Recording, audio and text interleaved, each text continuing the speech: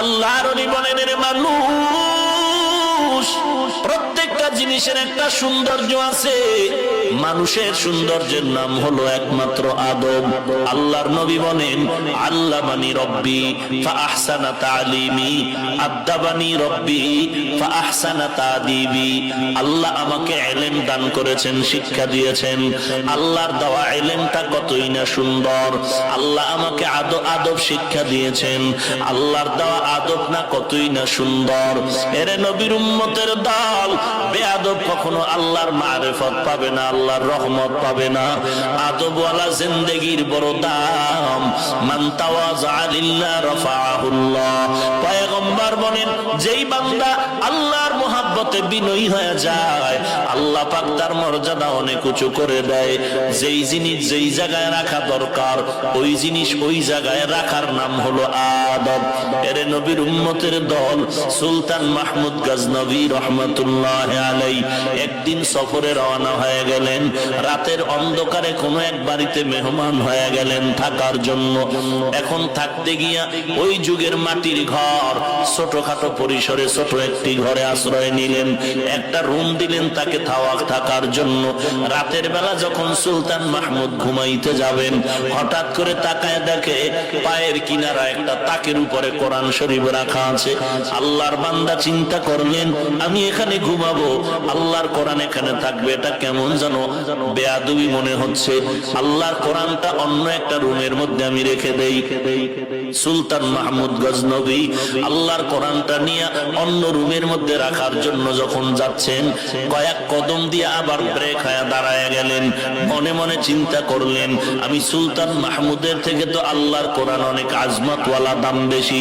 প্রয়োজনে কোরআনটা রুমের মধ্যে থাকবে, আমি অন্য রুমে যাব। আমার পজিশন ঠিক রাখার জন্য কোরআনটা অন্য জায়গায় সরায়া দেওয়াটা আদব হয় না। তিনি কোরআন শরীফটা জায়গায় আবার পিছনে গিয়া রাখলেন। এরপরে ভাঙ্গা একটা বিছানার মধ্যে, ময়লা স্তূপের বিছানা, অপরিচ্ছন্ন জায়গায় গিয়ে তিনি রাত কাটালেন। ইন্তেকালের পর স্বপ্ন যোগে জিজ্ঞাসা করা হলো, ও সুলতান মাহমুদ, কবরের মধ্যে কি হালাত? বলে, কোরআন শরীফের সাথে যে আমি আদব রক্ষা করেছি, আল্লাহ তাআলা ওই আমলের বিনিময় আমাকে মাফ করে দিয়েছে। লিকুল্লি শাইইন জিনাতুন ফিল ওয়ারা ওয়া জিনাতুল মারই তামামিল আদাবি। আজ খোদা কা হি মে তৌফিকে আদব, বে আদব মাহরুমে গাশ আজ ফজলেরা। এরে নবীর উম্মতের দল, আল্লাহর মারিফত যদি চাও, তাহলে বান্দা তোমার চেষ্টা করা লাগবে চূড়ান্ত আল্লাহ পাওয়ার জন্য। 2 নম্বরে আল্লাহ পাওয়ার ধ্যানে তোমার থাকতে হবে। নবীর উপরে কিন্তু 40 বছরের পরে কোরআন নাজিল হলো। 40 বছরের বান্দাটা কিন্তু একটা শিশু নয়, অবুঝ নয়। অথচ আল্লাহ রব্বুল আলামিন নবীরে 40-এর পরে নিয়ে কোরআন দিলেন কেন? আর এই টাইমটা নবী কি করলেন?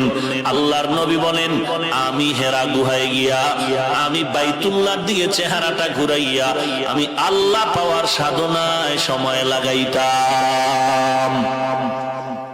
আমি আল্লাহর সাধনা, আল্লাহ পাওয়ার ধ্যানে সময় কাটাইতাম। অতএব বান্দা, আল্লাহ পাওয়ার সাধনা করতে হবে। দুনিয়াতে কিছু পাইতে চাইলে সাধনা ছাড়া হয় না। মেট্রিক পাস করার জন্য লেখাপড়ার সাধনা, এরে বান্দা ডাক্তার হওয়ার জন্য লেখাপড়ার সাধনা। শুধু লেখাপড়ার সাধনাই যথেষ্ট না, একজন অভিজ্ঞ ডাক্তারের কাছে গিয়ে তার ট্রেনিং নিতে হয়। একজন ভালো নামি দামি ইঞ্জিনিয়ার হওয়ার জন্য সার্টিফিকেট যথেষ্ট না, বরং বান্দা একজন নামি দামি ইঞ্জিনিয়ারের পেছনে গিয়ে সময় লাগাইতে হয়।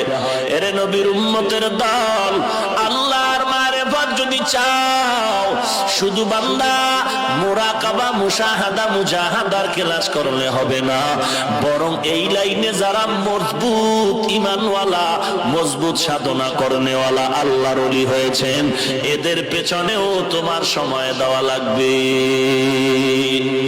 সোহবত সালে তোরা সালেহ কুনাহাত সোহবতে তলে তোরা তলে কুনা থেকে জামানা সোহবতে বা আউলিয়া বেহতার আজ সালে তাআত বেরিয়া মাইলে মোমেন সোয়ে মোমেন নিশাওয়াত মাইলে কাফির সোয়ে কাফির নিশাওয়াত। তাহলে আল্লাহর মারিফতের জন্য চেষ্টা করা যে লাগবে 3টা ক্লাস, গুণ লাগবে কয়টা? কথা বলেন না কেন? এই যে ক্যাম্ব্রিয়ান স্কুল, এই যাত্রাবাড়ি মাদ্রাসা, দামি দামি মাদ্রাসায় কি ফট করে ঢুকে ছাত্র হওয়া যায়? কোয়ালিটি আছে না? পরীক্ষা দিবে আগে। আল্লাহ বলেন আমার পরিচয় যারা পেতে চাও, যে কোনো বান্দা দৌড় দিলেই হবে না, 3টা গুণ নিয়ে আগাইলে তুমি পরিচয় পাবা। 1 নাম্বার গুণের নাম বলেন না কেন? আদব। বেয়াদব কোনদিনে পরিচয় পাবে না। 1 নাম্বার গুণের নাম আদব। আল্লাহর বান্দা যুবক মদের আড্ডাখানায় দৌড়ায়, ওর দৈনন্দিন সময় কেটে যায় মদের আড্ডাখানায়। আজ আল্লাহর বান্দা রওনা হয়ে গেল রাস্তার মাঝে, হঠাৎ করে দেখে একটা কাগজের টুকরা পড়ে আছে। আল্লাহর বান্দা ওই কাগজের টুকরাটা হাতের মধ্যে নিলেন মদের আড্ডায় যাওয়ার পথে। দেখে ওই কাগজের মধ্যে একটা আরবি টুকরা, আরবি অক্ষর লেখা আছে। আল্লাহর বান্দা যুবক যদিও আরবি পড়তে জানে না, বুঝতে পেরেছে আরবি লেখা আছে, সম্মান আর আদব রক্ষা করে বাড়িতে গিয়া কাগজটা হেফাজতে রেখে চলে আসে। মদের আড্ডাখানায় গিয়া মদ পান করে রাতে মাতাল হয়ে আছে। গভীর রজনীতে ওই জমানার কুতুব,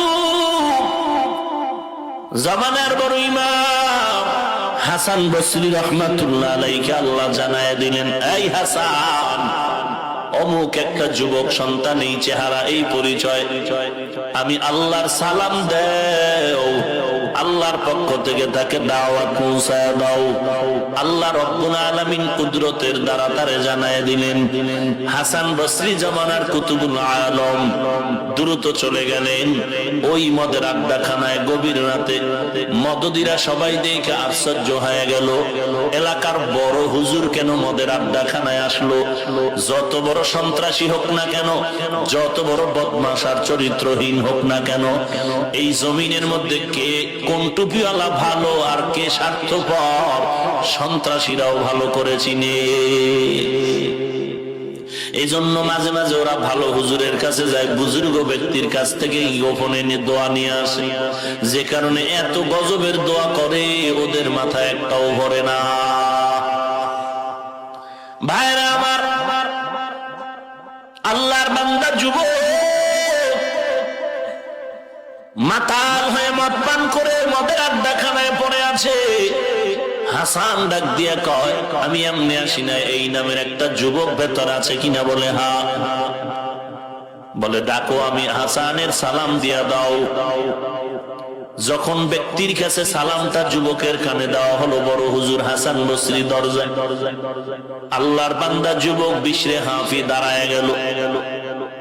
এই বিশরে হাফি দাঁড়াইয়া দৌড়ায় গেল একটু ফ্রেশ হইয়া আল্লাহর ওলির কাছে সালাম দিলেন। হযরত আপনি কেন আসছেন?